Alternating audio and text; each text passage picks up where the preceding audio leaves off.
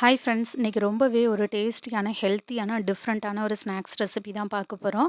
ரொம்பவே டிஃப்ரெண்ட்டாக இருக்கும், ரொம்ப ஹெல்த்தியாகவும் இருக்கும். வாங்க எப்படி செய்கிறதுன்னு வீடியோக்குள்ளே போய் பார்க்கலாம். இந்த ரெசிபி செய்கிறதுக்கு ஃபஸ்ட்டு தேவையான ஸ்டஃபிங் ரெடி பண்ணிக்கலாம். அதுக்கு நான் ஒரு 1/4 கப் நல்லா வறுத்த வேர்க்கடலை எடுத்திருக்கேன். இது கூடவே ஒரு 2 டேபிள் ஸ்பூனுக்கு எள் எடுத்திருக்கேன்.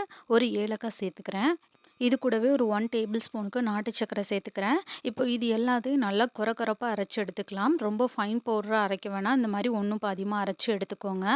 இப்போது நான் இன்னைக்கு ஒரு 5, 6 பேரிச்சம்பழம் எடுத்திருக்கேன்.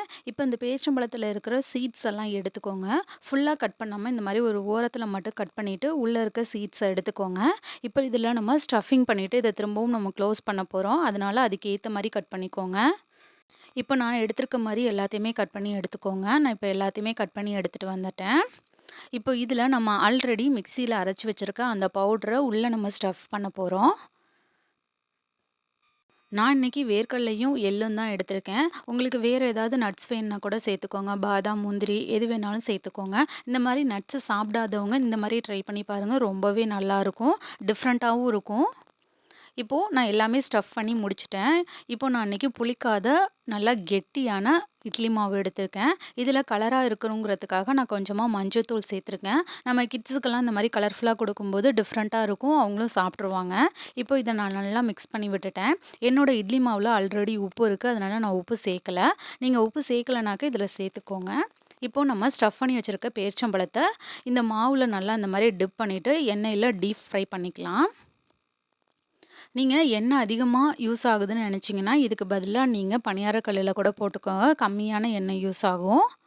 இதை நம்ம வயசானவங்க, குழந்தைங்க எல்லாருக்குமே கொடுக்கலாம். நல்லா டிஃப்ரெண்ட்டாகவும் இருக்கும். குழந்தைங்களுக்கு இந்த மாதிரி கொடுத்திங்கன்னா அவங்களுக்கு இதோட டிஃப்ரென்ஸ் தெரியாது. உள்ளே இருக்கிற அந்த பேரிச்சம்பழம், நட்ஸ் எல்லாம் தெரியாது. ஒரு நல்ல ஒரு ஸ்நாக்ஸாகவும் இருக்கும். அவங்களும் விரும்பி சாப்பிடுவாங்க. இதுக்கு நம்ம எந்த சைட் டிஷ்ஷும் கொடுக்க வேணாம். உள்ளே நீங்கள் நாட்டு சர்க்கரையும் சேர்த்துருக்கோம். பேரிச்சம்பழத்தில் இருக்க ஸ்வீட்னஸும் இருக்குது. அதனால் அதுவே போதுமானதாக இருக்கும். இப்போது நமக்கு எல்லா சைடும் ஈவனாக கலர் சேஞ்ச் ஆனதுக்கப்புறம் வெளியில் எடுத்துடலாம். இப்போது நான் 2 இது வெளியில் எடுக்க போகிறேன். எனக்கு நல்லாவே கலர் சேஞ்ச் ஆகியிருக்கு, அதனால் நான் எடுக்கிறேன். அவ்வளோதான், ஒரு டிஃப்ரெண்ட்டான ஸ்நாக்ஸ் ரெசிபி பார்த்துருப்பீங்க. நீங்களும் ட்ரை பண்ணி பாருங்கள். கண்டிப்பாக உங்கள் வீட்டில் இருக்க குழந்தைங்களுக்கு, பெரியவங்களுக்கெல்லாம் இந்த மாதிரி செஞ்சு கொடுங்க. ரொம்பவே நல்லாயிருக்கும். தேங்க்ஸ் ஃபார் வாட்சிங். DD Shine Recipes and Tips சேனலை லைக் பண்ணுங்கள், ஷேர் பண்ணுங்கள், சப்ஸ்கிரைப் பண்ணுங்கள். உங்களுக்கு இந்த ரெசிபி பிடிச்சிருந்துச்சுன்னா உங்கள் ஃப்ரெண்ட்ஸ் அண்ட் ஃபேமிலிஸ் கூட ஷேர் பண்ணுங்கள். பாய்.